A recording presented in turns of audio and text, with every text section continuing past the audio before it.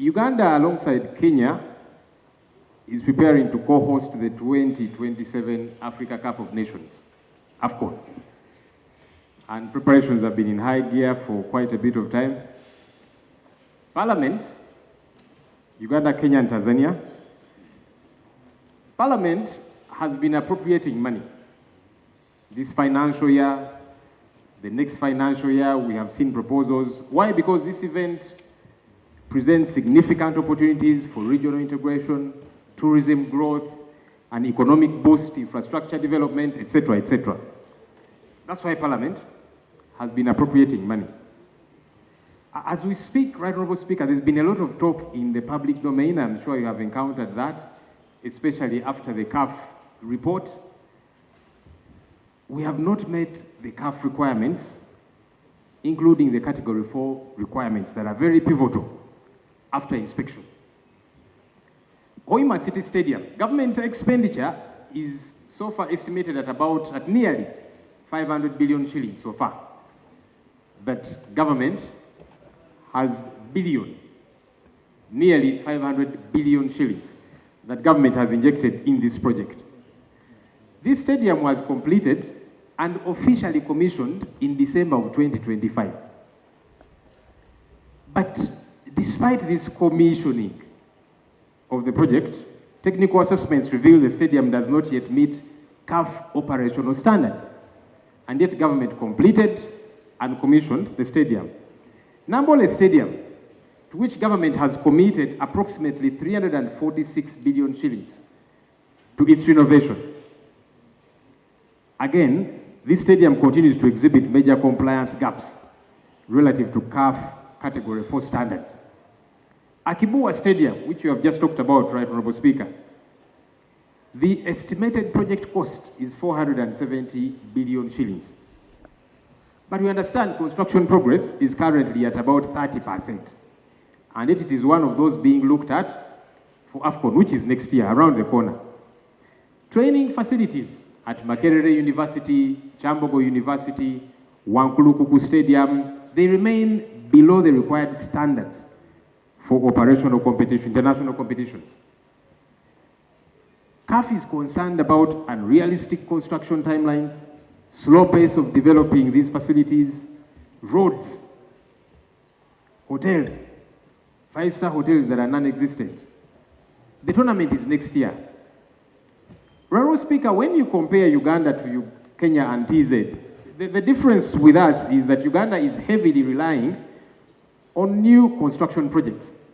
Kenya and Tanzania are mostly focused on upgrading existing facilities. They are also behind schedule on a couple of things.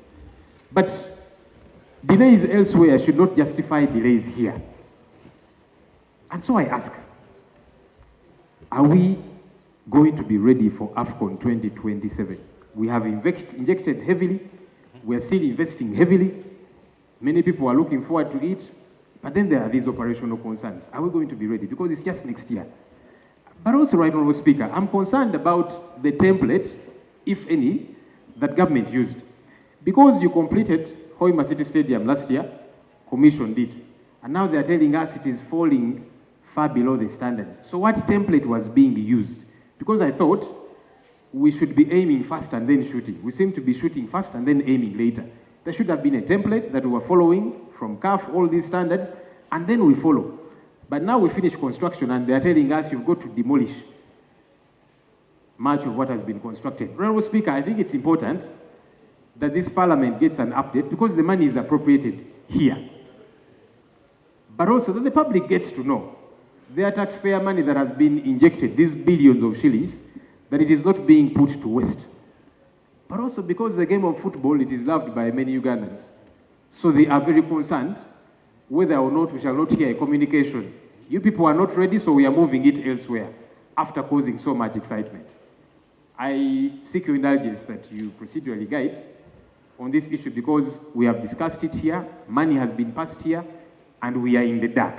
Thank you. Honourable Speaker and honourable members, I want to thank my brother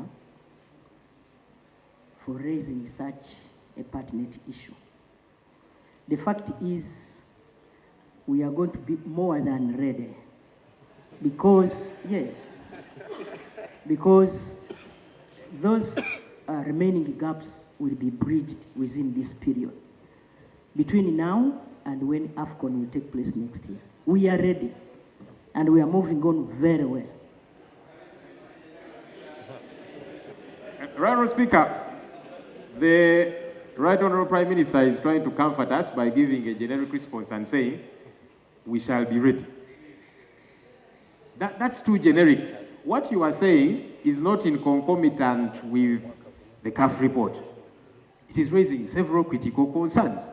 So it would be good that we get a proper update. When you say we shall be ready. Where is the CAF report? Akibua, she has a copy of it. The Prime Minister, I'm sure as Prime Minister, you have looked at that report. I would be very disappointed if the whole Prime Minister has not read the report, but I'm sure she has read that report. Akibua, for example, we are told 30%, and yet we are counting on it, we are banking on it as well as one of the Afcon facilities. So I don't think it's enough to tell us that we are going to be ready. We're just a few months away. We need a proper update on Mandela National Stadium, Hoima City Stadium that was completed and commissioned last year, but they're telling us, no, it is falling below standard. Honourable Speaker, I am not satisfied with the response of the Right Honourable Prime Minister. Honourable members, wouldn't it be right for us to discuss this when we have a report?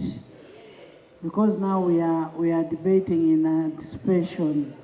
We are speculating actually, because we don't have a report. Maybe you have looked at the report?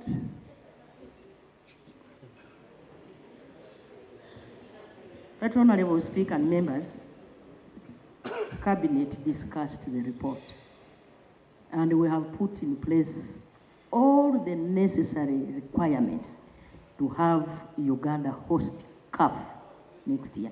And maybe not what we CAF, can do, Right Afcon. Honourable Speaker, We Afcon. finished with the CAF. Yes, I am saying let us have a detailed report to allay the fears of my brother.